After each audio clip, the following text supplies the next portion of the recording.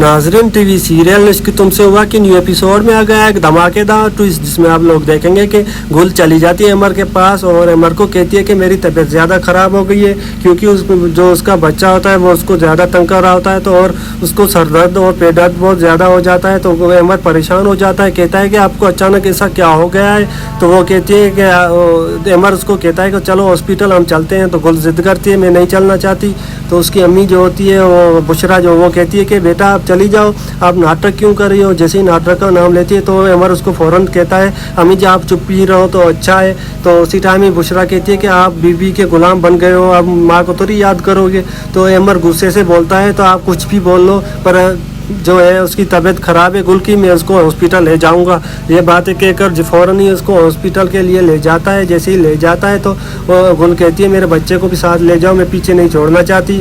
और बुशरा उसी टाइम में कहती है कि अपने बच्चे की तो बड़ी लगी है, हमारे असद की तो आपको लगती ही नहीं थी। ये बातें सुनकर अमर गुस्से से भड़क जाता है, कहता है कि अम्मी जी आप अपने रूम में ही रहो तो बेहतर है। तो उसको जैसे ही हॉस्पिटल ले जाता है, हॉस्पिटल ले जाता है तो डॉक्टर्स के पास रख देता है। तो कहता है डॉक्टर नर्स कहती है कुछ टाइम वेट करो, हम आपको बता देंगे गुल को क्या हुआ है। तो जैसे ही ट्रीटमेंट स्टार्ट होता है तब तक वो परेशान होता है अमर, और जैसे ही सोचता है हमारी ज़िंदगी से परेशानियाँ कब जाएंगी, क्योंकि नौशी होती थी वो भी ज़्यादा उसको तंग करती थी और परेशान करती थी। और वो इस बात से हैरान होकर कहता है कि अब तो मैंने सोचा था ज़िंदगी में कोई परेशानी नहीं आएगी, पर परेशानी पे परेशानी आ रही है। ऐसी कौन सी चीज़ है जो हमें एक होने नहीं दे रही। ये सुनकर वो अपने खुद को नुकसान देने की करेगा। जी हाँ दोस्तों, वो सोचता है कि मैं ही एक घटिया लड़का हूँ, शायद जो दोनों को खुश कर नहीं पाया और शायद मेरी वजह से इन दोनों की हालत ख़राब थी। जी हाँ दोस्तों, जैसे ही वो ट्रीटमेंट होकर डॉक्टर्स आते हैं, कहते हैं कि रात इसने कुछ ऐसी चीज़ खाई है जिससे इसकी तबीयत ज़्यादा ख़राब हो गई है।